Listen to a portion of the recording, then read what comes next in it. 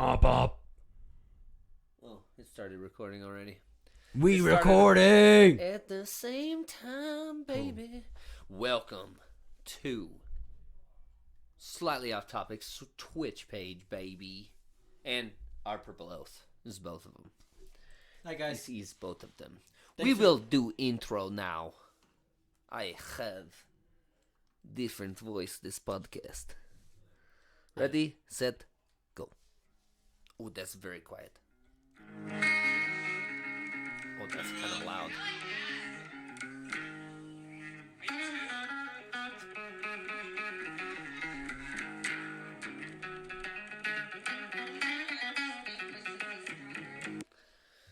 Guys, he has an hour. He's not going to make it. What is up, my people? He didn't make it. He didn't make it. So much for your Russian voice for this podcast, bud. Yeah, it didn't last long. Nope. It didn't last long, so now we go back to our normal voice. Welcome to Slightly Off Topic Podcast. This is episode 107, baby! Blake and Devin, back at you again. Telling you what you don't already know. Because... Or maybe you already do know. After this podcast... We're telling you again. You gonna know. Or like Devin said, you probably already know. You already know. Or you're gonna give us a bunch of controversy as we say things. Or at least that's what we want. I would hope. Yeah, that's what we want. That's the hope. Yeah, that's what we want.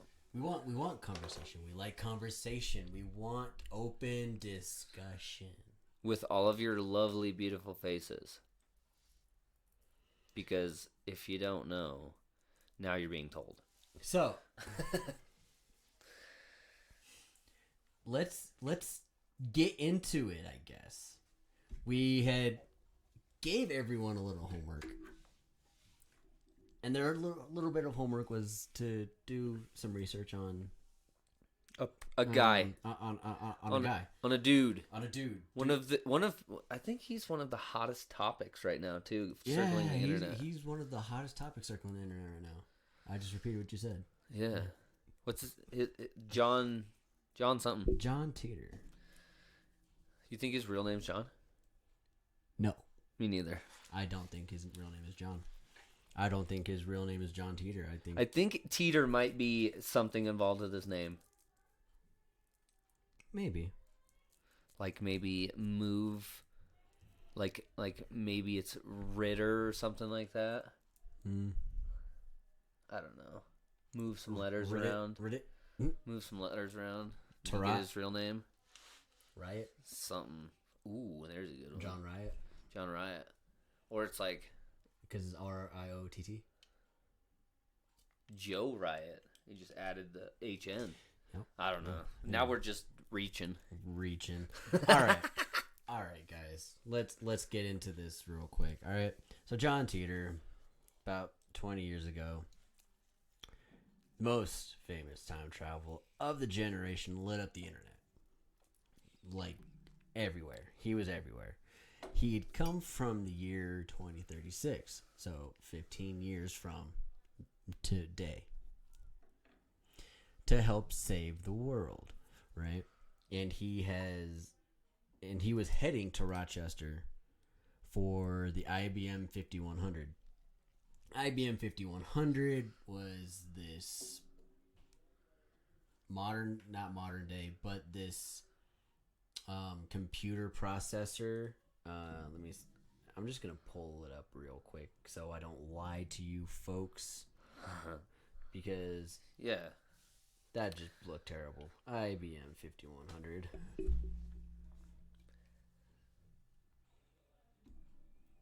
Sounds like some kind of bank. The IBM 5100 is a portable computer introduced in September 1975, 6 years before the IBM personal computer. It was the evolution of a prototype called the Scamp. Now, the only reason why there's significance to this computer that I've seen is it's the only hardware that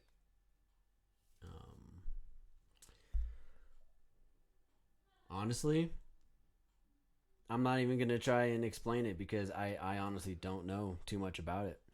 Um, that's a little bit about the IBM 5100. Got to do more research about it. Oh, look at that! My article didn't load. Well, that sucks. It's attempting. Let's try. It's working on it. This one. Yeah, Jon Titor, guys. He's one of the most famous time travelers to ever live. And so on November 2nd, Shit. 2000, a man using the handle time travel _O posted on the internet message board claiming to be a time traveler from the year 2036. He said his name was Jon Titor and wrote about the dystopian future from which he came, a time of war, famine, and destruction. Hang on, guys, we gotta cheers it up. oh, you already have one for it. I was gonna do it for you. He was trying to be so sneaky, and he could have just been like, "Hey, you ready for a shot? Because I'm ready for a shot, bud." Cheers, everybody. You're a little slow there, bud. He warned. Whew, that one did not want to settle for me. I know that one. Look at me. Look at the goosies. Mm-hmm.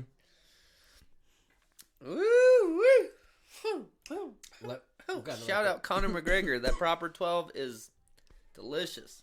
All right, so he warned that his future was also our future, suggesting we prepare by stockpiling weapons and food. He also explained how his time machine works, offering up diagrams of the device. The year's 2036, 16 years after a surprise nuclear strike by the Russians in 2015. What? Okay. The United States infrastructure has collapsed. Factions of survivors have attempted to rehabilitate the country, struggling to make their lives in a place that now resembles a modern version of the Old West. So if that doesn't make sense to you, the way me and Devin have kind of understood time travel in the last couple months, learning about this, is time travel and the dates are off a percentage. And it's a small percentage, but when you talk about like 30 years, you can have a huge fucking difference in just a couple percentage wise. So that's why some of these dates he predicted were not correct, because they either haven't happened yet or something altered in time for them not to happen. The butterfly effect. Exactly. Fantastic movie. Factions of survivors. I already read that part. So, in John's future, time travel is a reality. The technology was developed at CERN in Switzerland years earlier and is mainly used for military purposes. This led to the formation of the 177th Temporal Reconnaissance Unit, of which John eventually becomes a member. And a crazy thing about the CERN thing is that if you go look up CERN right now, they are beginning to make this already. It's not that they've already that they're making it, that they have made. They've also just look into CERN, guys. Yeah, CERN's got some shit. It's legit. CERN has got some shit going on. He's assigned his first mission, travel back in time to the year 1975 to recover the world's first portable computer. There we go. The IBM 5100. It was the first portable computer. Now everything's coming together. This particular model features a hidden quirk, an ability to speak multiple code languages, one of which was useful to those attempting to rebuild the U.S. infrastructure in 2036. So, that tells me that there's going to be like they're planning for like a massive EMP blackout. Hopefully, These people, these time travelers, are going to prevent that from happening. So, we're going to get into that. The reason John was chosen for this mission was a personal one. His grandfather was lead engineer of the small team responsible for building the IBM 5100. Interesting. Yeah, and that one chick that was talking about Jon Titor in that video I watched, and she said that majority of time travelers go back to a distant relative because they will have a better luck convincing them because they know personal things about them. Yep. So, with some help from his grandfather, John completes his mission, successfully retrieves the computer. On his way back to the future, he decides to stop over in the year 2000 to visit his mother, Kay, and retrieve some personal artifacts and warn his family of the wars to come. It's in this time that John reached out via the internet and began to tell his story. For most, the fact that there was no nuclear strike, by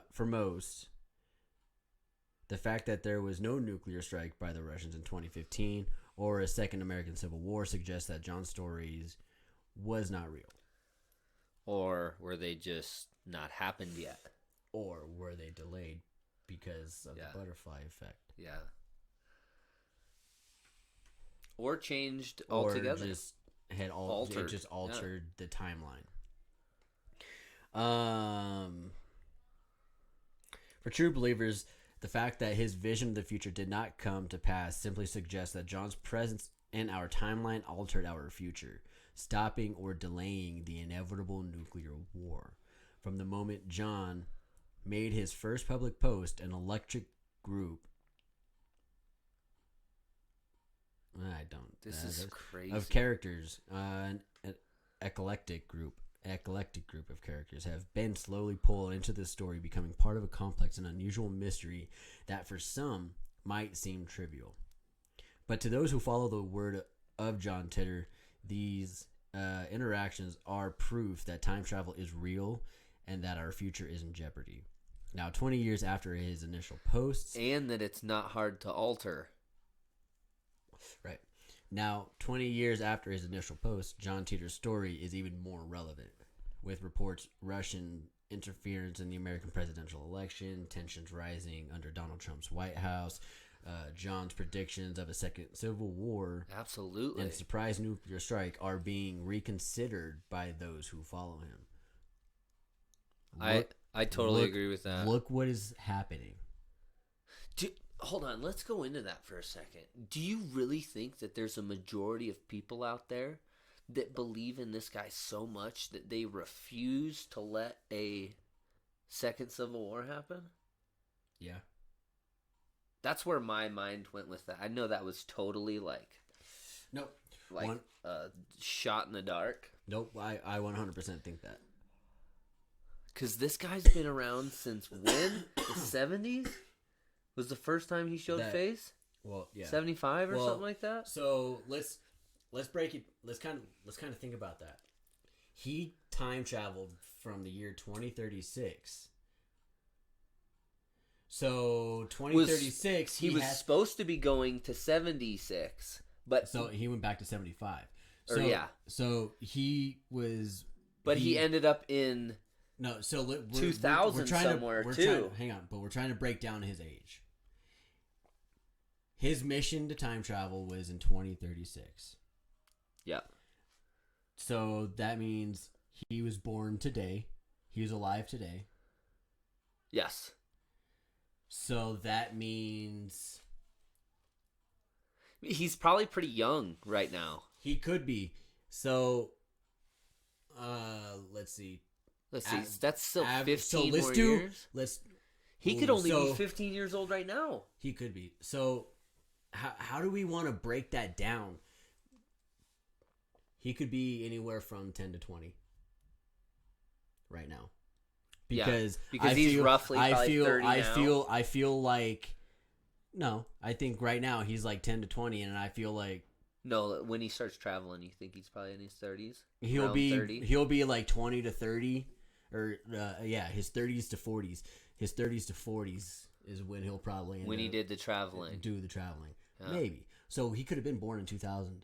Yeah, that's a good... Oh, wait. Hold on. You know what? It goes into it because he was born in like 98 or something like that. That's a he good, had to have been because that's a good base to go off of. So say he was born roughly around 2000. Well, because he was born around 2000 because when he had gone home,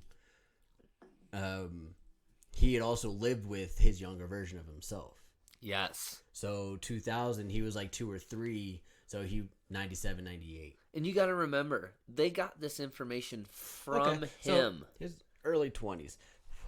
Could you imagine going back to live with your parents? Jon Titor, time traveler, is oh my God, so there's a full documentary, guys. Really? Actually, I think I remember a couple people in the videos I watched about him saying that there's a whole documentary on Jon Titor. Titor. I don't know. Titor. Let's see. I'm going to say Titor because I like tits. I'm trying to see I like where tits better than teats. I'm trying to see how old he was in 2000 when he was. So if you don't know, his 2000 trip is most likely where a lot of this information that we have gotten is from. Was his unplanned stop in the 2000s. And he was supposedly... he did eventually make it to the year he was supposed to go to, 1976. I think. He had stopped in 2000 to like help like Y2K from happening or something like that. Okay. I think. That is a theory. Yeah. I think that's one of the theories. That's one of the theories, yeah. That he stopped, that his emergency or unplanned stop in the 2000s was to prevent Y2K, which doesn't even make sense. Y2K was stupid. His 3-year-old self, so he was born in 97. So that means he's 24.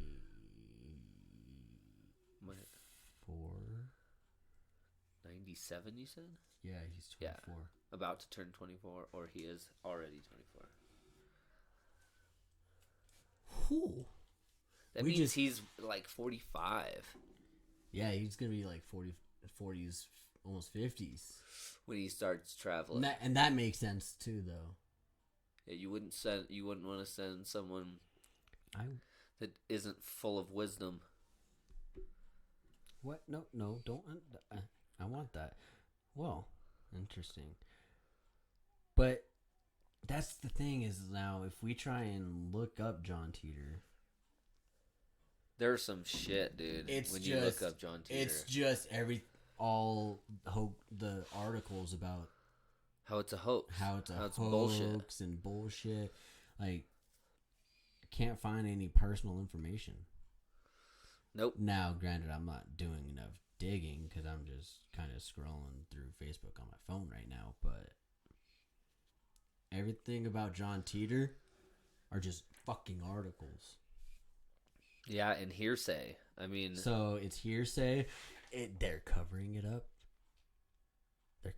That's more believable than anything. They're covering it up. The reason you can't find all the information on it is because it's being covered up. But more information is definitely starting to come out about this. Oh yeah, people are talking about this Jon Titor thing.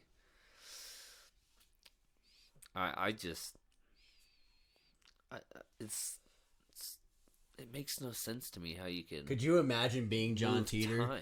Could you imagine being this Jon Titor walking down the street and then like someone who has been like doing research like runs into you and they're like, "Hey, I know you." What do you mean? I don't know you. You're Jon Titor. You're a time traveler, and you're like your 24-year-old self. No idea what the hell's going on still. Could you imagine how that would feel? That'd be fucking epic. What do you mean in time travel? That would alter time. That would alter it again. That would butterfly effect the shit out of everything. If someone came up to a young Jon Titor and was like, "Hey, you're Jon Titor, the famous time traveler. The what? He's like, what the fuck are you talking What about? are you talking about? Anyways, there's the little saucy sauce on Jon Titor. It wasn't really saucy. Yeah, sauce. we told you we were going to talk about Jon Titor, so we talked about it. That was our little story time about Jon Titor. Story time. Yeah, so you probably obviously saw that our title is LeBron James for, what is it? Secretary of Defense? Yeah, we want him for SecDef, Secretary of Defense. Yeah. Guys, wouldn't that be fucking epic? LeBron James, Secretary of Defense. Police reform would happen. Oh, yeah. Oh. No doubt. Man, that police reform that everyone's been wanting, it'd get done. No. I'm serious, guys. That it would not. And that was a terrible idea. Yeah, it's definitely a joke if you didn't already know that. Yeah, 100% a joke. It's kind of our clickbait for this episode is so you clicked on it and you were like, well, wait a second. LeBron James is not going to be in politics. It's like, well, maybe someday he might with all at this rate might Donald oh Trump yeah, Matthew jumping in. There's Matthew McConaughey, governor down in Texas.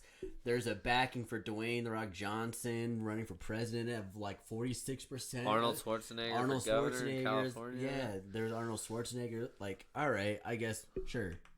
Let's give that there. Shouldn't that alone tell you how much politics is just an acting game? It's like a fan base now. Yeah, it's like how big can you get your fan base? And then, like, people that already have a platform, like Trump and The Rock and Arnold, and it's fucking really easy for them to get into politics.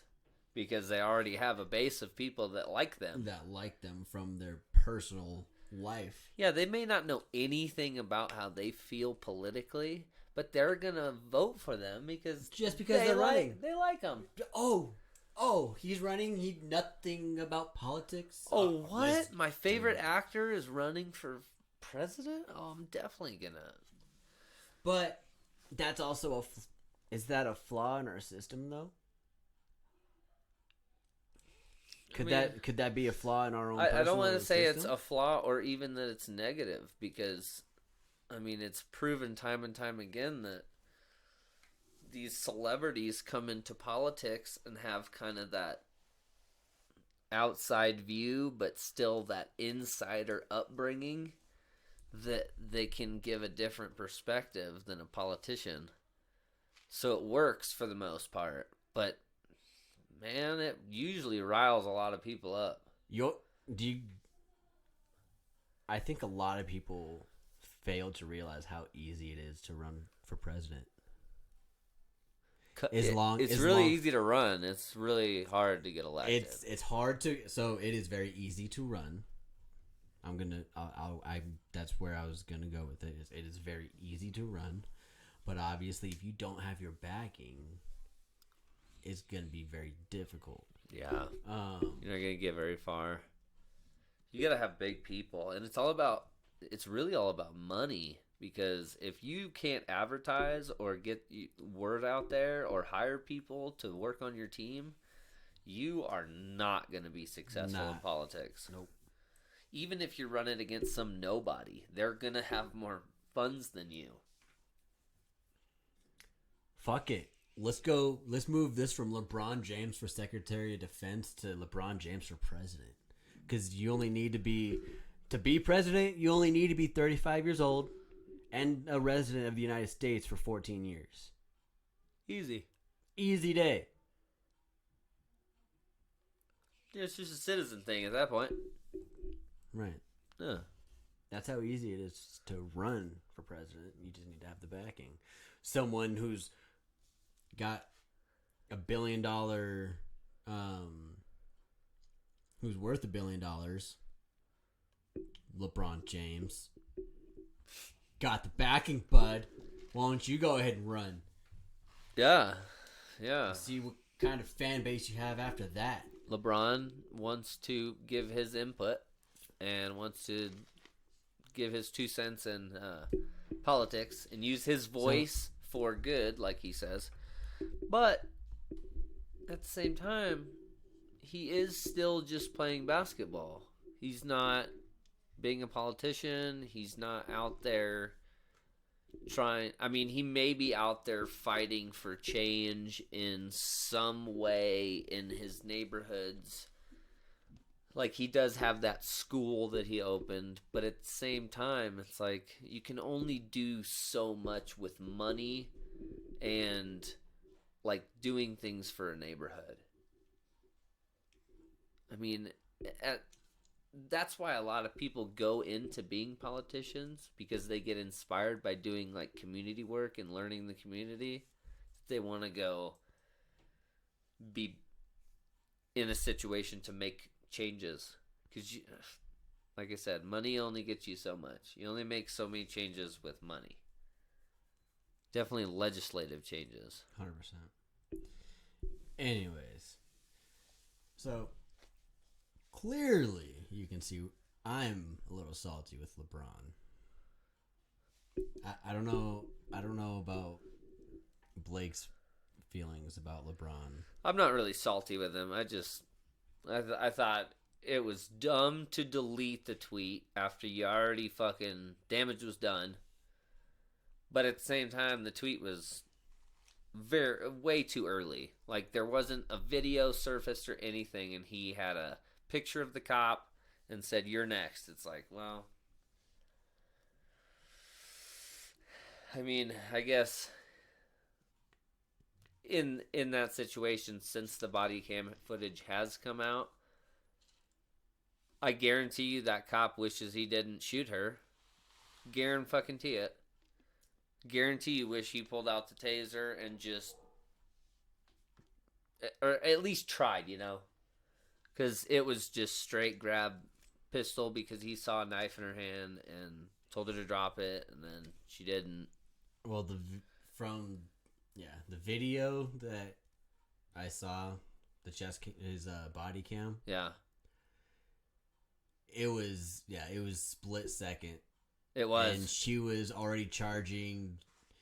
Micaiah was. She had just put one dude on the ground, or one. It was a girl, or I think it was a girl. She had already put one girl on the ground, and then was turning around to go after another person. Started charging after another girl with a knife. And visibly, you see her start swinging that fucking knife at the girl. Yeah. Now,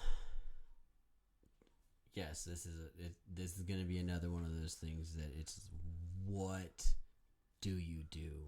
It's a tragedy in this situation, right? It is an absolute tragedy. There's a loss of life, but at the same time, it's like tragedy, 100%. We're human. I mean, hindsight's 20/20.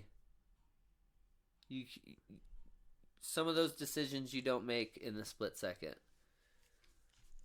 Like, and that cop had just shown up, and he showed up straight to violence. He didn't know if she had just gone on a fucking knife rampage. Right, and I don't know what the call was like leading up to him being dispatched, but... See, and that's a controversy right now that they can't get straight. Whether she called the cops, or whether the cops were called on her. Like, that's a dispute from multiple places I've been reading it or listening to, that no one can get their story straight about what happened.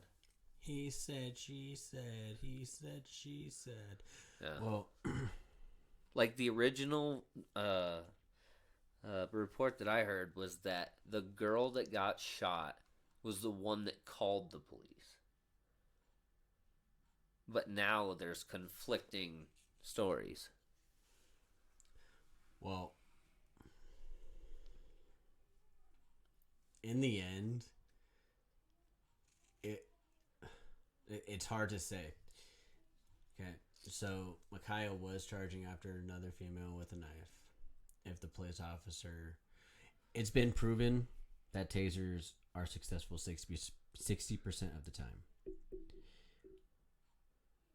there is still that 40% chance that the taser didn't work, didn't discharge, and stun Micaiah. Yeah.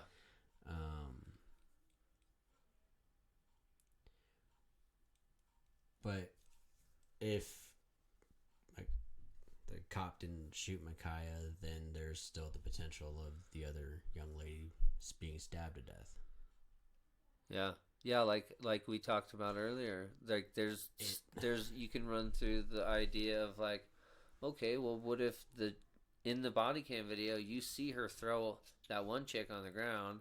What if that chick had already gotten stabbed a couple times? He doesn't know. Doesn't know. And then what if she goes after that other girl, stabs her a couple times, and tries the taser, doesn't work, and then she turns around and comes at him with the knife and just so happens to get the police officer too. See, and that's...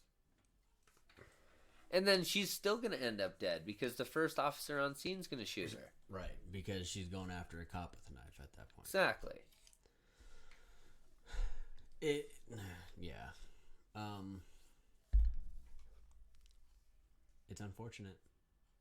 It really is unfortunate. But it's really hard to justify someone being killed that was attacking someone else with a knife.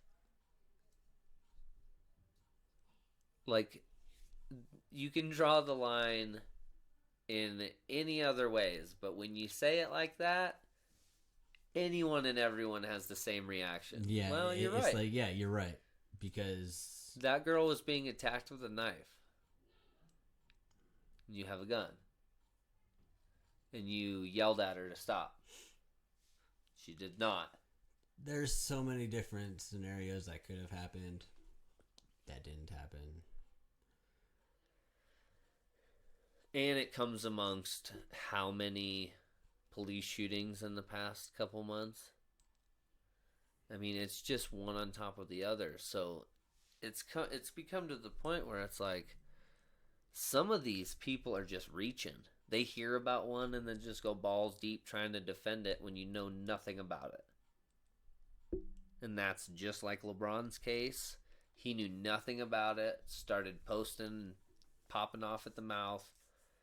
And he was like, someone probably said the same thing we just said. Like, how do you justify not protecting someone that was being attacked with a knife? Whether it was with a gun, a taser, your fists, doesn't matter. You just potentially saved someone's life. Now, granted, you did take someone's life in the process, but it is unfortunate, and it didn't. I mean, it didn't have to happen, but the girl that had the knife in her hand, she did not help her case. Just to paint a picture that there are select few shootings that are being displayed. I'm going to show you how that they're just setting up their own agenda. Right? Because here's a list of 163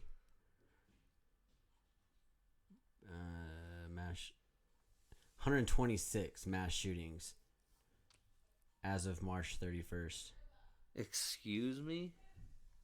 Leaving 148 people dead, 481 injured, for a total of 629 victims. Why do you think this spike?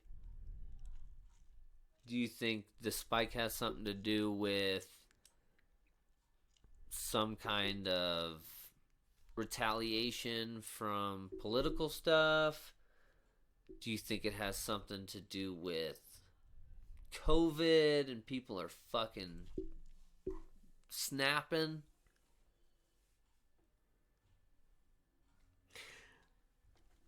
I mean, it's just hard for me to think that these are staged for political purposes. I think because states were so heavily restricted last year, we didn't see all these mass shootings. Yeah. Now that everything's opening up, that was the normal thing. That was like a normal day thing. We just never heard about it. We were desensitized We to were it. desensitized to it. Yeah. Yeah, we had 100 mass shootings in a month every now and then, and we just kind of shrugged it off like, well, this world's crazy, ain't it? But so that's why I say it's a political play. just back to the same thing. Yeah. It's the whole police reform, the whole mass shootings thing. Even if it's not political, something's gonna give. Something's gotta give. Needs to happen. Something, you know what? Something will happen, and this is the something that will happen. This consistent fight about how terrible police are. Yeah, will win, and it's starting to show. I think it more needs to come down instead of more hate for police. It needs to just be like the urge and the want for police to be more educated when they become police. When they become able to go out and give people tickets, they need to be more educated. Because you see videos all the time of people, lawyers in early parts of law school, just totally standing there, and the cop is dumbfounded when the person they just pulled over is telling the cop the laws. Right. Yeah. And then you have the guy gets so worked up and then calls this supervisor for backup, and then the other cop comes up. Totally different. Good cop, bad cop kind of thing. And then they just agree with the guy. It's like, yeah, I know. Yep, you're right. It's not wrong. 100%. It's just, I think we talk about it all the time. This conversation comes up. I think all of this starts in the police academy. The police academy needs to be longer. It needs to be more vigilant. You need to be able to be more knowledgeable about laws in your state. It just happens too often that cops get called out straight to their face. It's like, you are wrong. You are trying to do something unlawful, and you are supposed to be the guy that knows all this. Or at least that's what all of us were taught as kids, that cops know the laws. They are the ones you respect and do what they tell you. It's like, some cops have a bad day. They're human. And some people get out of line, Yeah, but a cop really shouldn't have a bad day, because when a cop has a bad day, people get killed. Amen to that. When you put it like that, it is one of those things where it's like, yes, it's a job, but at the same time, there are not just their lives at stake. Obviously, we're seeing that now with all the people getting shot by police. It's like anyone that gets pulled over for anything nowadays, you're at risk. You reach for your glove box wrong. You get lit up in the chair you're sitting in. That's another thing. Do you agree that... What's Ludacris say? Make one false move, I take you down. Yes. Yes. Geek. I ain't playing around. I had to. Do you think it's okay, or do you think that they should stop traffic stops as far as like pulling people over for stuff in their rearview mirror, hanging from their rearview mirror, or like expired tags for a month or so. Like, I understand you would definitely pull someone over if they didn't even have license plates on their car. I get that.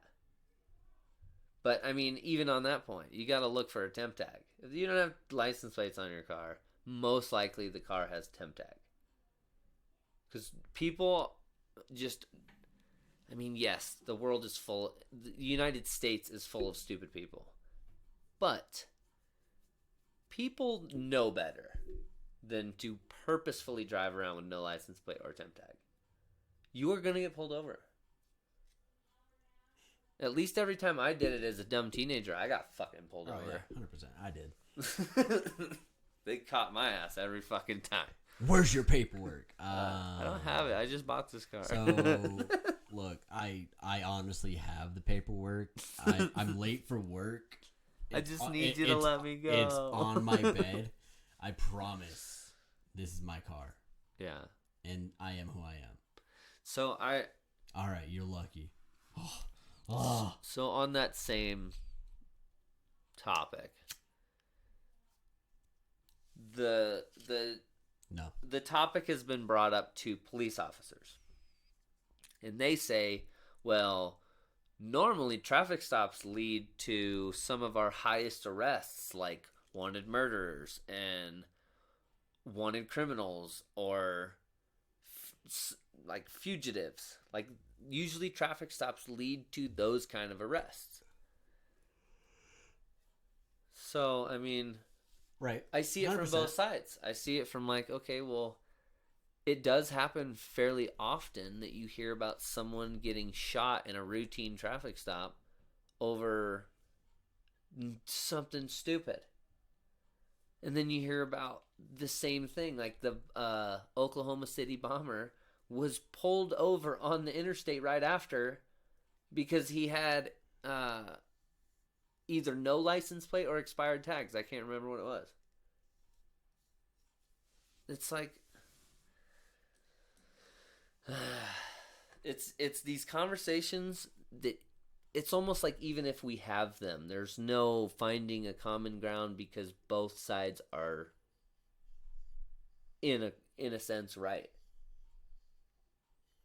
That's where you find the middle ground. Yeah, on something like that though, like I've thought about it. Where do you find a middle ground on like who you pull over in a traffic stop? Normally, the cop's not even thinking, oh, that guy just did something illegal. You know what I mean? Like, they're not even thinking about it like that. They're thinking about, like, broke the law. Let's go talk to him. We might not give him a ticket. Let's go talk to him. So, temp tags, I think that being pulled over temp tags, bullshit. Definitely if it's just, like, a couple months. Even if it's, like yeah, if it's, like, a month or two, like, all right. Give me a break. Taillight, another one. Come on. Like, you could pull up next to me, or like that's not something you pull someone over for. That's something like you stop at a red light, roll down your window. Hey, bud, your passenger rear light's out.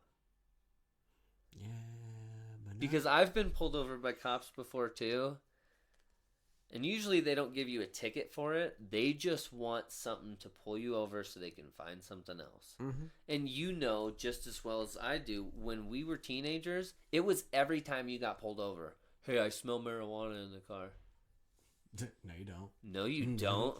No, you don't. I can tell you right now there's no weed in this car because I'm broke. And payday's like 2-3 days away, bro. Yeah. It's Wednesday, man. It's not Friday. Like, all the weed's at home because I can't afford to bring it with me. Most of the time, cops are like, okay. They would hear your story and laugh at you. All right. But sometimes you'd get that cop and it's like, nope, I smell weed. I want to search your car. I'm searching your car. He was like, well, and if you don't let me, we'll sit here for an hour waiting for a warrant to get drawn up. No. It's like, I guess we're sitting here waiting for a fucking hour then. Because I know you're not going to sit here and wait for an hour, waiting for a warrant to get drawn up. to search my So car. you just walk that statement right on back. Bye. Bye-bye. But we didn't know that kind of stuff when we were kids. We were like, oh, warrant? Warrant? Oh, man. Oh, dude, he could probably just draw that up in his car. Dude, this is taking forever. You could write that on a napkin and just go get it signed by a sergeant or something. Bro, this is taking forever. They're going to find something that my buddy put in my car a year ago.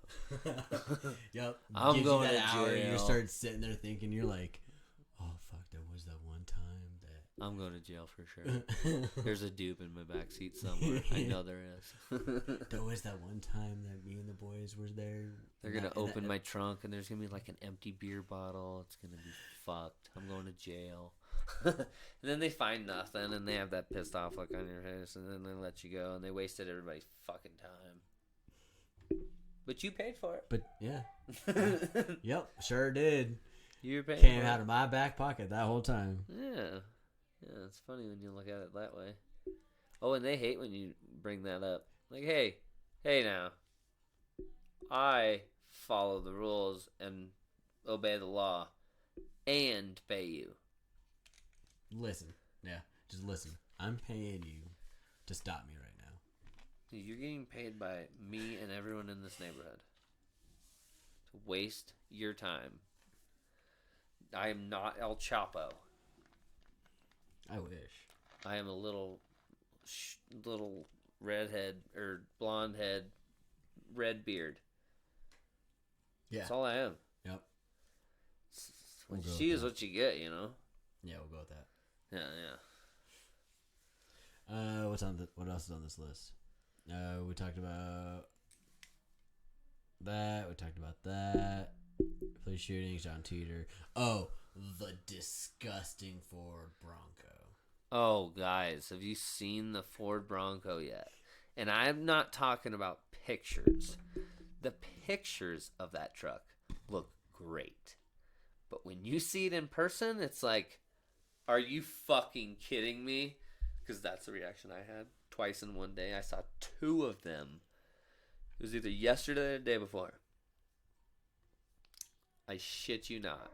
This car, if you see it in pictures, it looks all badass. It's like boxy like the old Ford Bronco. But then you see it in person and it looks like a Jeep Renegade. And I thought the Jeep Renegades were hideous. I like their taillights, the X they have. I thought that was sweet, but on a super girly Jeep. It was like the Jeep Liberty.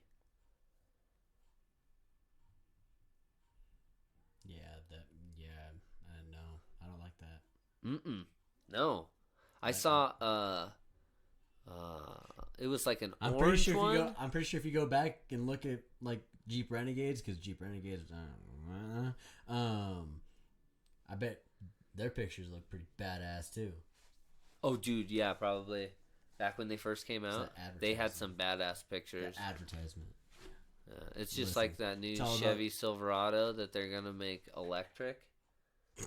They had an ugly picture of it on the front of the article, and then you click the article, and there's this badass truck picture, and it's like, I know that's not what it's gonna look like. It's gonna look like the fucking first picture that looks ugly as shit.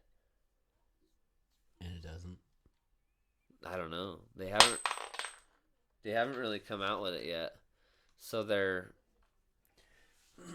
I don't know. They might have the body design. But anyways, yeah. Ford Bronco, disgusting. Let's actually look up the specs on this thing, 'cause I don't know. So I was talking to Eric about it, and he was saying that it's only got a 4-cylinder in it. It's so small. Well, if you see the size of it, it's like, that makes sense though, because it's like an oversized, like, Ford Escape. Actually, it's not even like an oversized. It's like the same size as a Ford Escape. And at least the Ford Escape had a V6 in it. Now they're putting a 4-cylinder in it. It just don't make no sense. But, I mean, Good old I bet a Edmonds. lot of people are gonna buy it because of the name Ford Bronco. That's the color I saw. That orange. Yeah. That's the color I saw. The color looks cool. What is the Bronco? Dun, dun, dun. Pick your movie quote. Just kidding. Pick your movie. So, what is the Bronco? No, pick your movie quote. Either The Terminator's "I'll Be Back" or Frankenstein's "It's Alive." Either way, you've got the theme for the 2021 Ford Bronco. What does that even mean? After a 20-plus year absence, the storied SUV will arrive at Ford dealerships in spring of 2021. The new Bronco derives a lot of its style and spirit from the original 1966 Bronco and goes head-to-head against two other off-road icons, the Jeep Wrangler I just don't understand. and the Land Rover Defender. I don't understand how in any way they're comparing the current one to the old one. They may be comparing the current one to other similar current vehicles, but it is nothing like right, the guys. old one. This is for the gentlemen, because this is what the gentlemen are interested in. What's under the Bronco's hood? Base engine for both the 2 and 4-door models is a turbocharged 2.3-liter 4-cylinder engine that produces a whopping 270 horsepower That's quite a bit. and 310 foot-pounds of torque. Sorry, guys. Interruption of the doggos. Yeah. For the larger and heavier 4-door, you might want to get the turbocharged 2.6-liter V6. It makes 310 horsepower and 400 foot-pounds of torque. Yeah, see, I want to see one of those just completely pimped out. And then it'll give some justice to the Ford Bronco, because them stock, they're not anything special. All right, now these next two are going to be for the ladies, because this is what the ladies are going to care about. Ladies. The Bronco's interior. Ooh. Like the exterior, the Bronco's interior has a distinct nouveau retro look and feel. A broad horizontal dash dominates the cabin with strategically placed grab handles that your passengers can use to help keep themselves in place as you bounce along a rocky trail. A very long description for an oh shit handle. All right, guys. Yes. Those handles are easily replaced and removed. Yes, they are. The doors are easily removable. The Ford made it simple for you to stow the doors in the back. Rear passengers won't feel left out of the action either. With its elevated rear seating, the Bronco provides a more expansive outward view than a lot of other SUVs. Dang. Cool. That's a cool little feature. This is kind of sweet. Now, the Bronco's tech. Okay. While the Bronco's styling has a distinct retro vibe, it's not missing anything technology-wise. Little high, guys. It's not missing anything technology-wise. Beyond Ford's latest Sync 4 infotainment system, wireless Apple CarPlay, and Android Audio, and the typical advanced safety features. There are a lot of systems that help you get the most of your adventures off-road. Navigation system. It's got cool. So it's got a navigation system. So the navigation system, for example, works when you're off-road and features trail recommendations. Sweet. You can also share yours. Strategically placed cameras can help take a lot of the guesswork out of picking the right line on a trail. There's even an option for a camera view that shows the terrain in front of each tire. What? Excuse me? So- Repeat that again for our listeners. That is cool as shit. And people were talking shit about it. Like that's Us. that is We were. that's fucking awesome. Dude. Strategically placed cameras can take out a lot of guesswork of picking the right line out on a trail. There's even an option for a camera view that shows the terrain in front of each tire. Mind blown. That's epic. I didn't know. I mean, that's just... That's genius. I'm going to do that if I ever build a rock crawler. So now... Just have little cameras in front of each tire. So now I want a Bronco. Dude, I bet that... No, you should probably let it cheapen down for a year or two. Well, I didn't say I was going to get it now, but I want a Bronco now. I still don't want a Bronco. When you see him in person, you're going to be like, Oh, just wait. Because I'll get the V6 one. I'll get the V6 turbocharged. Right? Just take And the then turbo I'm just off and gonna- supercharge it. I'm going to beef it. Yeah. I'm going to beef that Lift it. trucker up. Big old fucking tires. Fuck yeah. Put a manual transmission. Or get the manual transmission package. Oh, yeah. I don't know if they make one.